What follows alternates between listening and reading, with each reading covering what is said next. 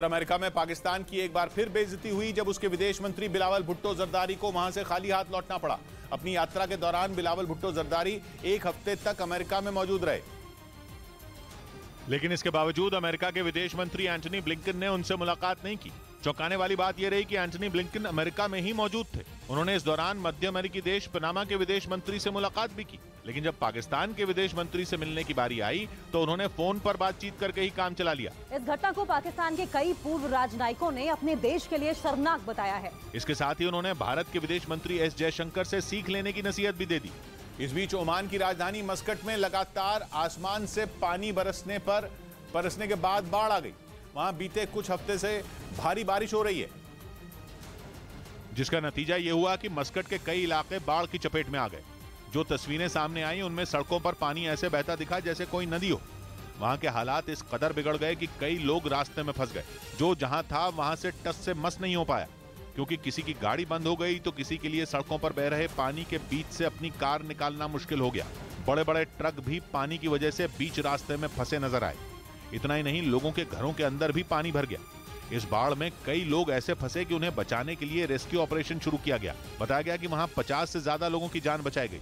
इधर भारत जोड़ो यात्रा के दौरान कांग्रेस ने हरियाणा के सोहना में राहुल गांधी की सुरक्षा में चूक का आरोप लगाया। कांग्रेस का आरोप है कि यात्रा जहां रुकी वहां 3 लोगों ने घुसने की कोशिश की, जिन्हें यात्रा में शामिल कांग्रेस कार्यकर्ताओं ने पकड़ लिया। कांग्रेस का आरोप है कि ये तीनों वहां घुसे जहां यात्रा रुकी थी और उन्होंने राहुल गांधी की यात्रा में शामिल महिला कार्यकर्ताओं के कंटेनरों में भी घुसने की कोशिश की। इस घटना को कांग्रेस ने राहुल गांधी की सुरक्षा में चूक बताया, जिसकी शिकायत कांग्रेस ने सोहना पुलिस स्टेशन में दर्ज करवाई। उधर रूस के नोवोसिबिर्स्क से एक वीडियो सामने आया जिसमें प्लास्टिक का एक गोदाम आग की भीषण लपटों से घिरा दिखाई दिया। हालांकि इस घटना से किसी को कोई नुकसान नहीं पहुंचा, लेकिन करोड़ों का सामान जलकर राख हो गया। इस घटना का जो वीडियो सामने आया उसमें प्लास्टिक के उस गोदाम से आग की ऊंची लपटों के साथ जोरदार धमाके होते दिखाई दिए।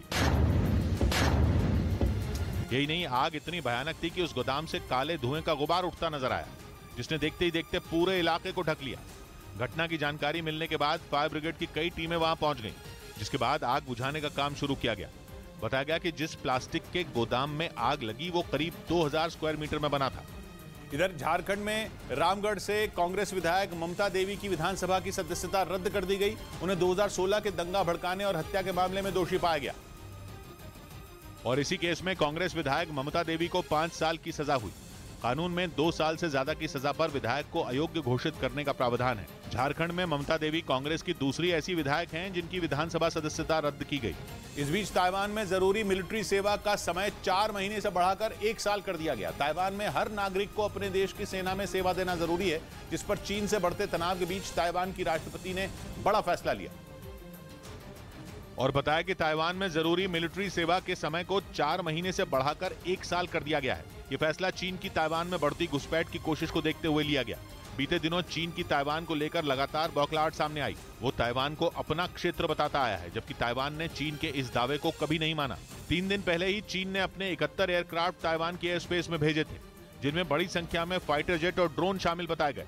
दावा है कि ताइवान की एयर स्पेस में चीनी वायुसेना की अब तक की सबसे बड़ी घुसपैठ थी, जिसे चीन ने भी माना और कहा कि उसने ताइवान की एयर स्पेस में स्ट्राइक ड्रिल की थी।